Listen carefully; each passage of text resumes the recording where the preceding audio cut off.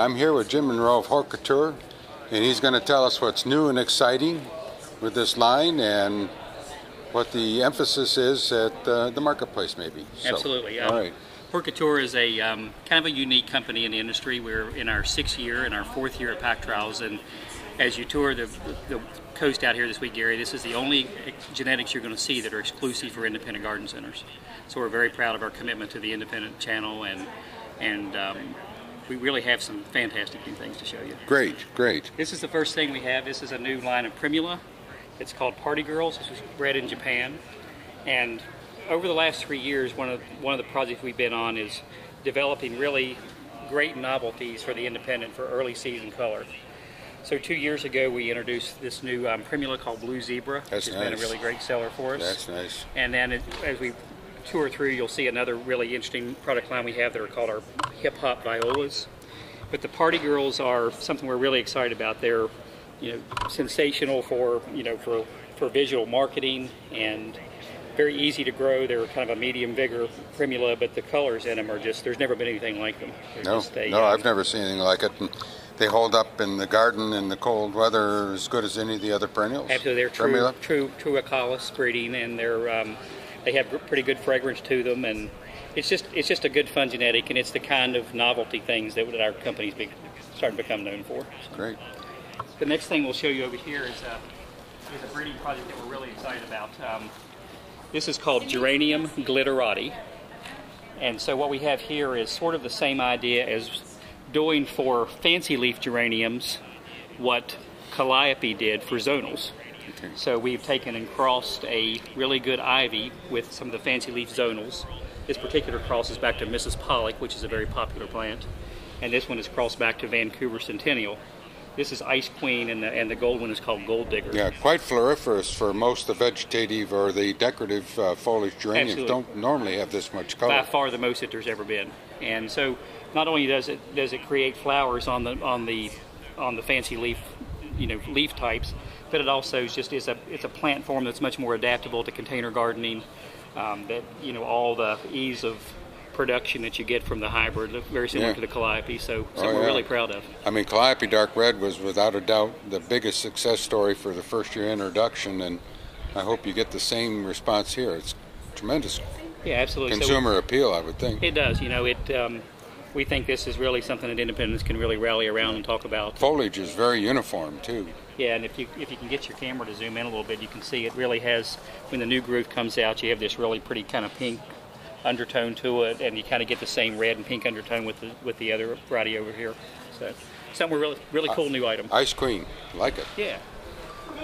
A few things here on this table that are new. This is a new trailing Angelonia that has a color pattern in the flower that's never been in the market before, with that pink and white color.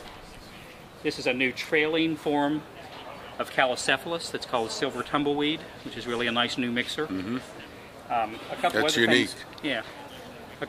A couple of new items from last year that was our new Ipomea chipotle, which is the first variegated sweet potato vine in the market. Mm-hmm. Really a nice plant. And then this is our also introduced last year is our new Plum Crazy Oxalis, which is a really pretty variegated form of Oxalis volcanicolia. So, lots of fun plants at HortCouture. I guess. I love this. That's Silver Tumbleweed. Yeah, so, It won't sell well in Colorado because we have just an awful nemesis with tumbleweed. Exactly. Bad name for there, right? But for the, most Calocephalus almost, when you see it in the marketplace, most people are actually trimming it almost into a pyramidal type little decorative plant that sells in a grocery store. But the form of this is very different, very soft, and easy to grow. Nice.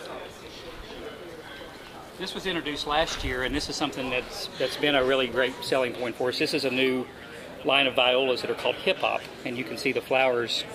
They truly look like little bunny rabbits.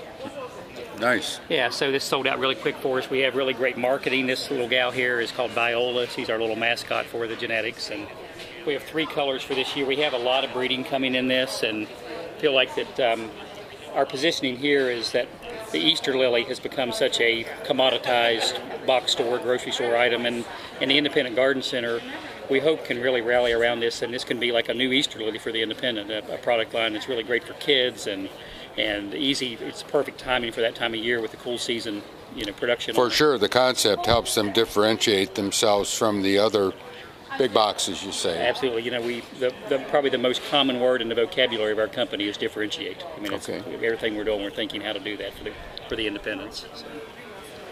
This is a new variety for this year. We have a really nice series of lantana that are called South Beach, and so they're something that would kind of be smaller than a bandana and bigger than a bandito. Mm-hmm. Very large flowered, very minimal seed, and we have this really nice new color combination for this year that's called Purple Skies. This is a really wonderful new plant that was new last year, but this is it's like a camouflage variegation on Acalypha that's called Jungle Cloak, and this has been a really good seller for us.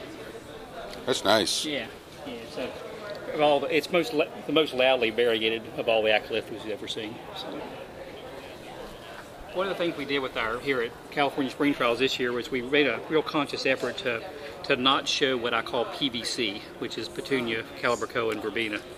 And so people realize all the other things that our company does and the differentiation we have in our genetics. And this is, but we do have a couple of petunias to show nonetheless. Okay. And this is a new black petunia it's called the Little Black Dress, and this is the marketing piece for it. And so the idea of this was we went to there's 3 companies that have the ability to breed black petunias in agreement with Ball. And we asked for the smallest black petunia that we could come to the market with because black needs to be a background color in combinations. It's not a foreground color. And some of the first hybrids that came out in the black petunias tended to be pretty vigorous plants, and it's just the wrong presentation for the color in container design. So we think the Little Black Dress will be a very effective plant for people to get the plant the right size, the right vigor. So our Petunia Glamoflage line has been, this is our 3rd year in the market with this, and so the grape has been our first introduction in this, and for 2015 we're adding a new color called Blueberry. And we have very extensive breeding in this. We have new colors to come out for the next few years. Now, is that interspecific at all, or is that all within Petunia? It's all Petunia. All Petunia. Yeah, but the leaf is almost like a plectranthus. Oh, that's why I asked. Yeah, exactly. It's our number 1 SKU in the entire program. This is our top selling item. And the retail, the consumer, the female consumer really is attracted to it on the benches in the retail. It makes a beautiful little 4-inch plant. Just a very cool plant. Cool. This is a new tetraploid form of Salvia farinacea, which is, we have a series that's called Salvia mannequin is our genetics on this, and this is you can see as you pan around, maybe you can see that it's really about 4 times the size of any other Salvia farinacea on the market. So as a flowering bloom size. Oh, the plant size. And even. The plant size even. Yeah, it's all. We've had a lot of people this week comment that it's almost like a buddleia in its size. That's gorgeous. Yeah, so very large flowers, large leaves. This is the whole presentation of the plant. Very impressive spikes. It's really nice. So from a landscape standpoint, it has a lot of merit. As a mixed container thriller, it's a great product. So.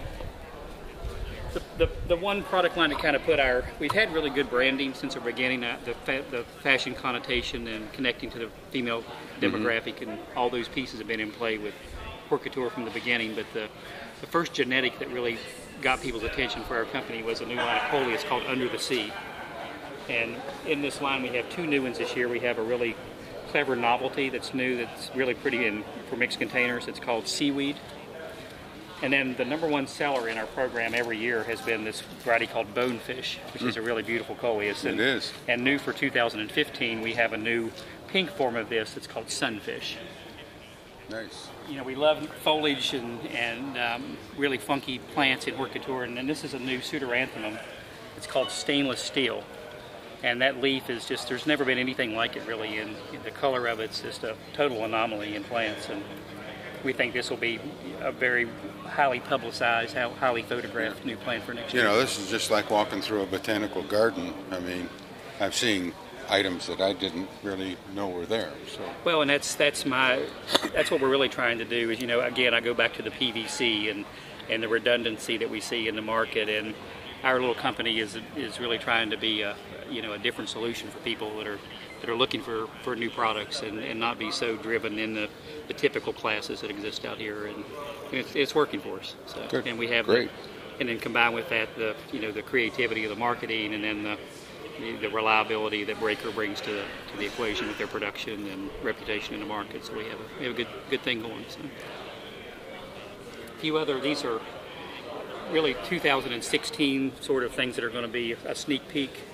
This is a new genera. This is called Lycianthes, and this is a new cultivar that's called the Great Clorox Disaster. We've got a really nice breeding program on dwarf forms of Begonia boliviensis. And we see this not only as a really nice small container item, but really a plant that could be a great solution as a bedding type plant for some of the impatient problems that we're having, and really the bright color. Yeah.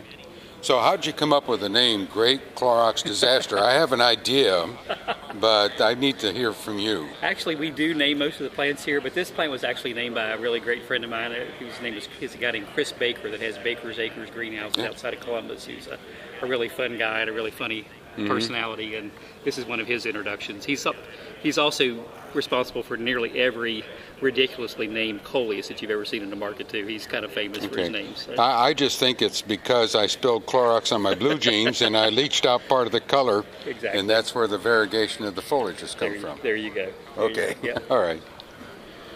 This is going to be a really important introduction for us. We'll have some soft introduction this year, and we're going to have it in some botanical gardens and trial gardens and things for this year, and really hit the consumer with it for 2016. But there's such an important thing going on right now. We're losing our monarch butterfly populations here, and this is a form of butterfly weed that's called Mariposa Promise.